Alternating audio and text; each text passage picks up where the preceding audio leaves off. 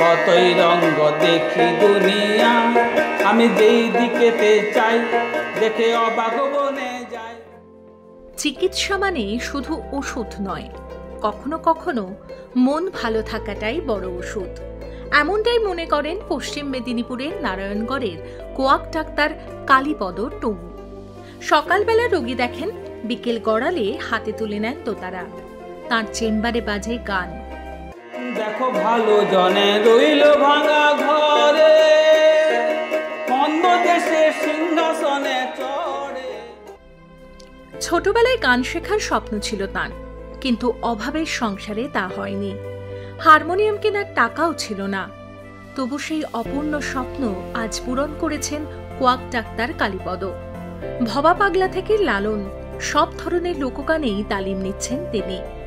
টেলিভিশনের পর্দায়, রাজ্য সরকারের সাংস্কৃতিক অনুষ্ঠানে, এমনকি নিজের চেম্বারের রোগীদের সামনেও নিয়মিত গেয়ে চলেছেন তিনি।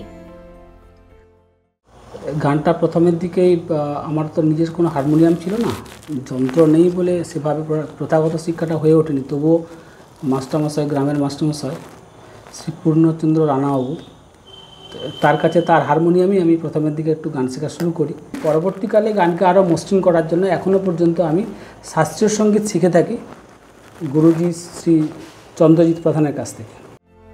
25 বছরেরও বেশি সময় ধরে হাতুড়ে চিকিৎসা করছেন কালীপদ টুং। তাঁর ডিসপেন্সারির রোগীরা বলেন, ওষুধের পাশাপাশি তাঁর গলার সুরেই তারা পান আরোগ্যের ছোঁয়া। গানের গলা খুব ভালো এবং গানকে উনি ভালোবাসেন। আমাদের বাড়িতে গেলে উনি গান শুনিয়ে থাকেন। হ্যাঁ, এবং ডাক্তারবাবুর যেটুকুনো কাজ তো আমার তো খুব ভালোই লাগে, বা অন্যান্য লোকের ভালো লাগবে বলে আশা করি।